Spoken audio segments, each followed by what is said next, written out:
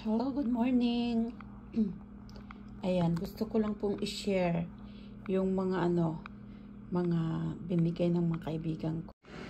So ito yung mga binigay nila, yan si Ira, yung conditioner at saka shampoo. Pero hindi talaga ito yung mga lalagyan nila. Ano lang siya, nagbigay siya sa akin ng para masubukan ko daw.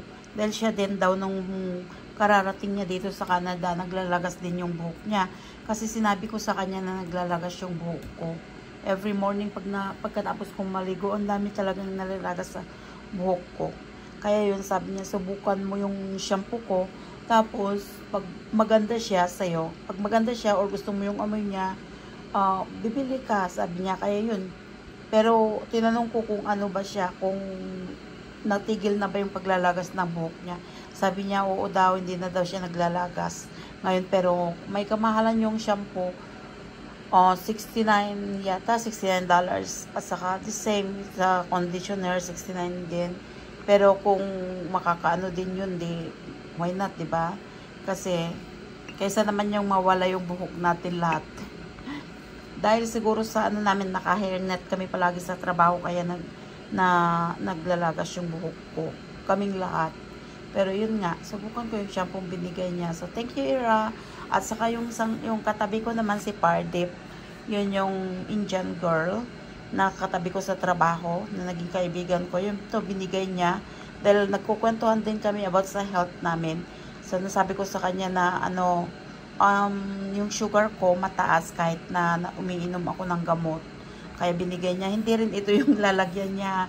Ano lang niya sa akin yan. Nilagay lang niya dyan. Para kasi para masubukan ko raw bago ako bibili. Kasi sabi niya, I can buy for you. Pero subukan mo muna yung kung gusto mo yung lasa niya kasi mapait, sabi niya. Kaya yun nga, totoo, mapait nga siya. So, ang ganda ng niya, ang ganda ng babasagin, yung pinaglagyan niya. So, yan yung fenugreek. Fenugreek ba yun? Di ko rin alam yung pangalan niya. So, fenugreek, tawagan na lang natin fenugreek or na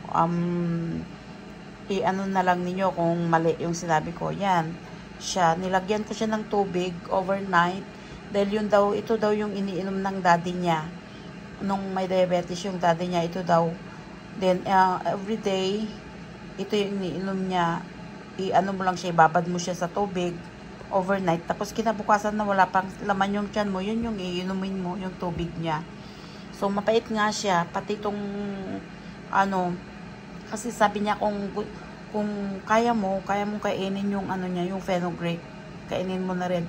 Pero mapait siya. Inano ko rin sa microwave ng 3 minutes. Pagka yung lasa niya, mapait pa rin.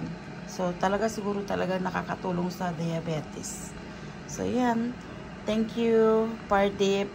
Yan. Gusto ko lang magpasalamat sa kanila. Ayan, yung fenugreek ni Pardip. Thank you. At saka, yung ni Ira. Thanks, Ira. Ayan, thank you. Yeah, I'm blessed to have a friend like them at work.